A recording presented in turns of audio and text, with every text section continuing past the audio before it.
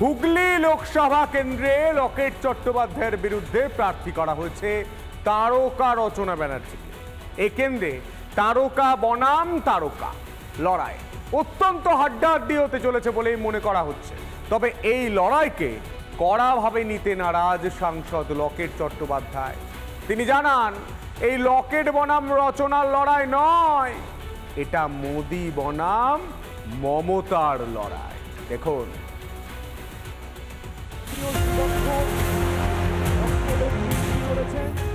রবিবার জনগর্জন সভা থেকে প্রার্থী তালিকা ঘোষণা করেছে তৃণমূল। আর সেই প্রার্থী তালিকায় অবশ্যই ছিল চমক। বাংলার হেভিওয়েট লোকসভা কেন্দ্রগুলির মধ্যে অন্যতম হুগলি। আর সেই আসনে লকেট চট্টোপাধ্যায়ের বিপরীতে তৃণমূলের প্রার্থী করা হয়েছে তারকা রচনা ব্যানার্জিকে। লকেট বনাম রচনা, হাড্ডাহাড্ডি লড়াই। তবে রচনা ব্যানার্জির বিপরীতে লড়াইকে তেমন কড়াভাবে নিতে নারাজ লকেট। তিনি যথেষ্ট ভালো কাজ করেন এবং মানুষ তাকে ভালোবাসেন। আমি তো আমার তরফ থেকে কোনো রকম কাদা ছোড়াছুড়িতে বিশ্বাসী নই, আমি করবও না। আমি আমার মানুষের সাথে কথা বলবো, আমি আমার দিদি বোন ভাইদের সাথে কথা বলবো, ব্যাস সেটুকুই। তাতে যদি মানুষ আমাকে ভালোবাসেন বাসবেন, না যদি ভালোবাসেন বাসবেন। অ্যাকচুয়ালি হচ্ছে মোদিজির ভোট, লড়াইটা মোদি ভার্সেস মমতা। এই লড়াইয়ে যতই লকেট ভার্সেস রচনা করুক না কেন, কিচ্ছু করতে পারবে না। একই সঙ্গে বাংলায় বর্তমানে সবচেয়ে চর্চিত সন্দেশখালী ইস্যু নিয়ে রচনা এবং মমতা বন্দ্যোপাধ্যায়কে কটাক্ষ করতে ছাড়েননি লকেট। সন্দেশখালী জ্বলছে আর দিদি নাম্বার 1-এ মমতা ব্যানার্জি গিয়ে নাচছে। ভাই, আমরা নেমেছি মোদিজির নাম, মোদিজিকে জেতাতে হবে। লড়াইটা দুর্নীতির বিরুদ্ধে, লড়াইটা মমতা ব্যানার্জির বিরুদ্ধে। তবে সন্দেশখালী তদন্ত সাপেক্ষ বিষয় বলে মনে করছেন হুগলির তৃণমূল প্রার্থী। নেত্রীরা এইসব বলছেন যে সন্দেশখালী এই, সন্দেশখালী ওই, সন্দেশখালী মহিলারা এই করছেন। আরে তাদের থেকে ইন্টারভিউ নিয়ে তাদের সঙ্গে একটুখানি কথা বলি আজকে। হ্যাঁ, সবাই তো বলছেন না। কি করে বুঝতে পারছেন যে সবাই যারা বলছেন তারা সবাই অ্যাকচুয়ালি এফেক্টেড বা অ্যাকচুয়ালি তাদের সাথে এরকম ধরনের ঘটনা ঘটেছে কিনা? সেটা তো আমাদের আগে খতিয়ে দেখতে হবে, আগে বার করতে হবে যে সত্যি তাদের সাথে সেরকম ঘটনা ঘটেছে কিনা। রচনা ব্যানার্জির নাম ঘোষণার পরই হুগলিতে শুরু হয়ে গিয়েছে দেওয়াল লিখন। প্রার্থী তালিকা ঘোষণার পরই প্রচারের ময়দানে ঝাঁপিয়ে পড়েছে তৃণমূল। রিপাবলিক বাংলা। যা লক্ষ্যভ্রষ্ট হয়ে গেল অর্জুন। তবে মহাভারত নয় দাদা, এটা বাংলায়। তৃণমূলের সভামঞ্চে থেকেও মিলল না ভোটের টিকিট ঘ্যাচাংফু। ভোটের লড়াইয়ের প্রতিশ্রুতি পেয়ে বিজেপি ছেড়ে নাকি তৃণমূলে যোগ দেন ব্যারাকপুরের সাংসদ অর্জুন সিং। টিকিট না পেয়ে দলের বিরুদ্ধে বিস্ফোরক অর্জুন। টিকিট পাবেন না জানলে আসতেনই না তৃণমূলে, মন্তব্য অর্জুন সিং এর। টিকিট না মেলায় ব্যারাকপুরে বিক্ষোভ, অবরোধ, অর্জুন সমর্থনে প্রতিবাদ অনুগামীদের। দেখুন,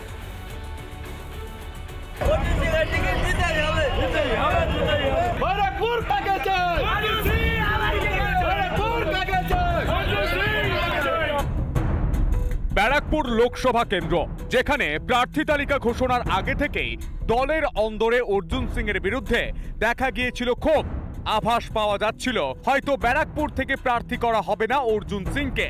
অবশেষে জনগর্জনের মঞ্চ থেকে সেই আভাসই সত্যি হলো। প্রার্থী তালিকা ঘোষণা হলো, সেখানে নাম নেই ব্যারাকপুর লোকসভা কেন্দ্রের তৃণমূলের সাংসদ অর্জুন সিং এর। সেখানে অর্জুন সিং এর পরিবর্তে তৃণমূল প্রার্থী করা হলো পার্থ ভৌমিককে। আগে অর্জুন এমপি ছিল, আমি মন্ত্রী ছিলাম, এমএলএ ছিলাম। আজকে হয়তো আমাকে এমপি পদে দাঁড় করিয়েছে। অর্জুন নিশ্চয়ই সম্মানজনক কিছু দলের থেকে পাবে, সেটা তো দিদি প্রথমেই বলেছে। আমি হয়তো সবাইকে দিতে পারলাম না, আমি নিশ্চিতভাবে কাউকে অন্য জায়গায় সম্মান দেব। তবে প্রার্থী হতে না পেরে আক্ষেপের সুর শোনা গেল অর্জুনের গলায়। চুজ করেছিলাম ব্যারাকপুরে লড়বো, ব্যারাকপুরে বাইরে লড়বো না, দেখবো টাল বাহানা করে আলটিমেটলি ব্যারাকপুরে টিকিট দেওয়া হলো না।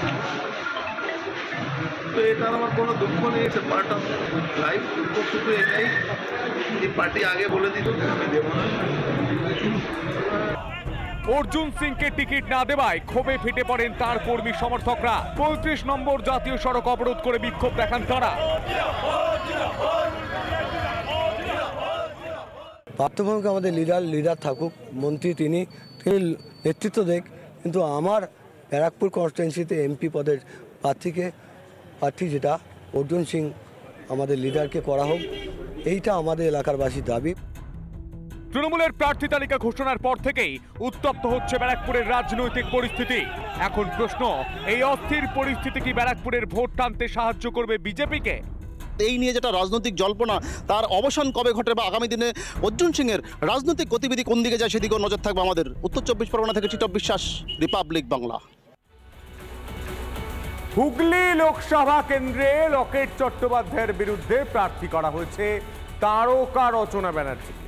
এই কেন্দ্রে তারকা বনাম তারকা লড়াই অত্যন্ত হাড্ডাহাড্ডি হতে চলেছে বলেই মনে করা হচ্ছে। তবে এই লড়াইকে কড়াভাবে নিতে নারাজ সাংসদ লকেট চট্টোপাধ্যায়। তিনি জানান, এই লকেট বনাম রচনার লড়াই নয়, এটা মোদি বনাম মমতার লড়াই। দেখুন,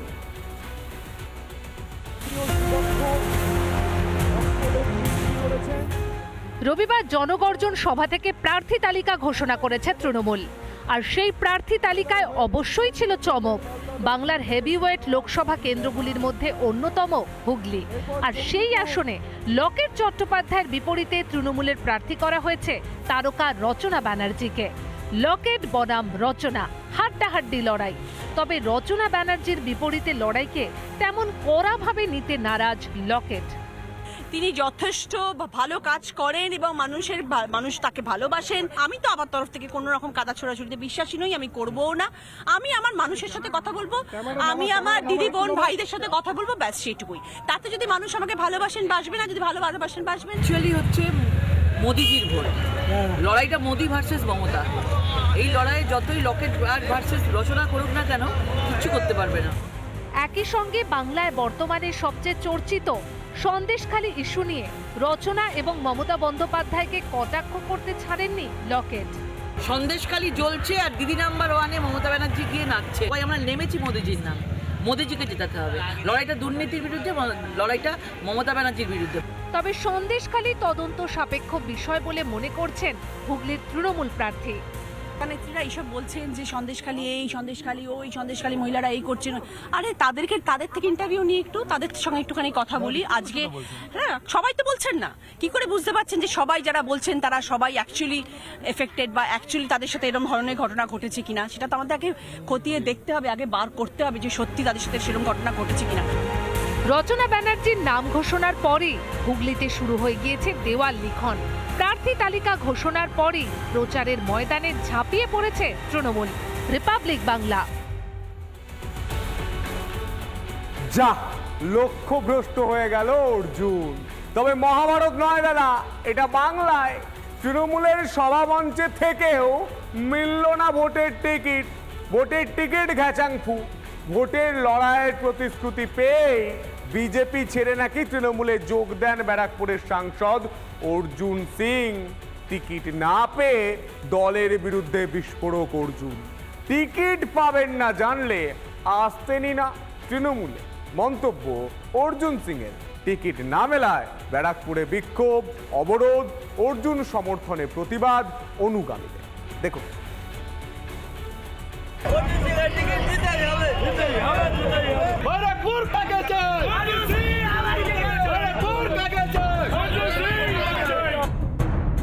ব্যারাকপুর লোকসভা কেন্দ্র, যেখানে প্রার্থী তালিকা ঘোষণার আগে থেকেই দলের অন্দরে অর্জুন সিং এর বিরুদ্ধে দেখা গিয়েছিল ক্ষোভ। আভাস পাওয়া যাচ্ছিল হয়তো ব্যারাকপুর থেকে প্রার্থী করা হবে না অর্জুন সিংকে। অবশেষে জনগর্জনের মঞ্চ থেকে সেই আভাসই সত্যি হলো। প্রার্থী তালিকা ঘোষণা হলো, সেখানে নাম নেই ব্যারাকপুর লোকসভা কেন্দ্রের তৃণমূলের সাংসদ অর্জুন সিংয়ের। সেখানে অর্জুন সিংয়ের পরিবর্তে তৃণমূল প্রার্থী করা হলো পার্থ ভৌমিককে। আগে অর্জুন এমপি ছিল, আমি মন্ত্রী ছিলাম, এমএলএ ছিলাম। আজকে হয়তো আমাকে এমপি পদে দাঁড় করিয়েছে। অর্জুন নিশ্চয়ই সম্মানজনক কিছু দলের থেকে পাবে, সেটা তো দিদি প্রথমেই বলেছে। আমি হয়তো সবাইকে দিতে পারলাম না, আমি নিশ্চিতভাবে কাউকে অন্য জায়গায় সম্মান দেব।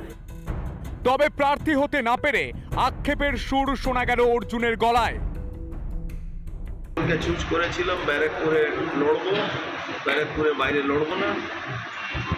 দেখবো টাল বাহানা করে আলটিমেটলি ব্যারাকপুরে টিকিট দেওয়া হলো না। তো এটা আমার কোনো দুঃখ নেই, এটা পার্ট অফ লাইফ। দুঃখ শুধু এটাই, এই পার্টি আগে বলে দিত আমি দেবো না। অর্জুন সিংকে টিকিট না দেওয়ায় ক্ষোভে ফেটে পড়েন তার কর্মী সমর্থকরা। 35 নম্বর জাতীয় সড়ক অবরোধ করে বিক্ষোভ দেখান তারা। পার্থভূমিকে আমাদের লিডার থাকুক, মন্ত্রী তিনি নেতৃত্ব দেখ, কিন্তু আমার ব্যারাকপুর কনস্টিটুয়েন্সিতে এমপি পদের প্রার্থী যেটা অর্জুন সিং আমাদের লিডারকে করা হোক, এইটা আমাদের এলাকার বাসীর দাবি। তৃণমূলের প্রার্থী তালিকা ঘোষণার পর থেকেই উত্তপ্ত হচ্ছে ব্যারাকপুরের রাজনৈতিক পরিস্থিতি। এখন প্রশ্ন, এই অস্থির পরিস্থিতি কি ব্যারাকপুরের ভোট টানতে সাহায্য করবে বিজেপিকে? এই নিয়ে যেটা রাজনৈতিক জল্পনা, তার অবসান কবে ঘটে বা আগামী দিনে অর্জুন সিংয়ের রাজনৈতিক গতিবিধি কোন দিকে যায় সেদিকেও নজর থাকবে আমাদের। উত্তর 24 পরগনা থেকে টিটপ বিশ্বাস, রিপাবলিক বাংলা।